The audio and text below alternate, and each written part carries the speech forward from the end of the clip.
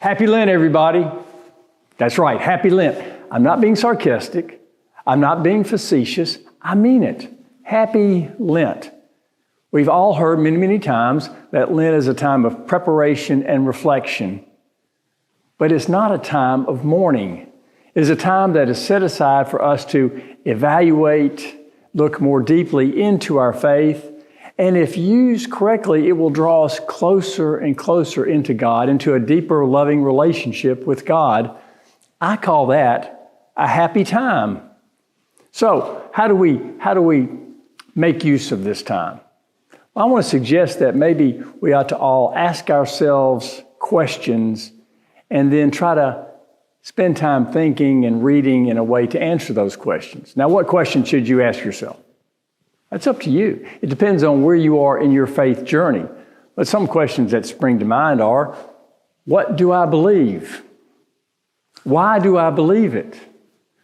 What is God calling? What is Jesus calling me to do as a Christian follower? And many, many others. You think of your own question yourself and then begin to investigate that. Now, I used the phrase a minute ago, preparation and reflection. We've all heard that phrase so many times that it kind of rolls off of us like water off a duck's back, right?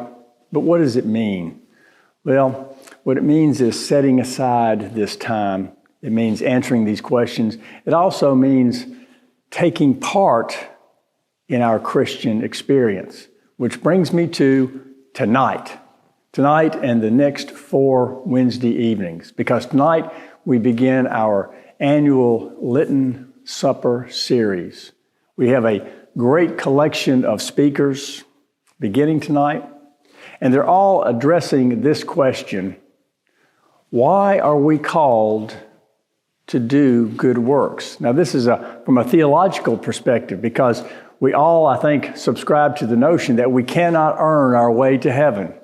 If that's the case, and if we have the grace of God that pours over us, why are we called theologically? What's the theological imperative to do these good works?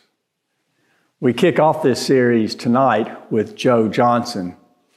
Joe recently retired from Evergreen Presbyterian, where he was the minister there for 32 years. Joe is one of the most impressive pastors I have ever met.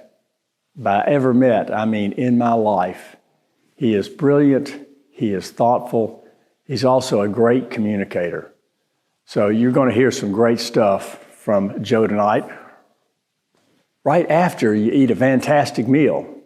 Remember, our meals for this supper series are soup and salad, and all the soup is homemade by various parishioners, and it's a gift to the church. There's no charge. So join us tonight at 6 o'clock to hear Joe. And the lineup goes like this. Next week, we have Rabbi Jonathan Jackson from Temple Emmanuel, who's going to give us a Jewish perspective on this question. The week that follows that, which would be March 6, Pratt Patterson is going to speak to us. Pratt is the director at Wilmer Hall in Mobile. He is an amazing individual. He'll be ordained as a deacon later this spring or early summer. He's got an incredible story to tell.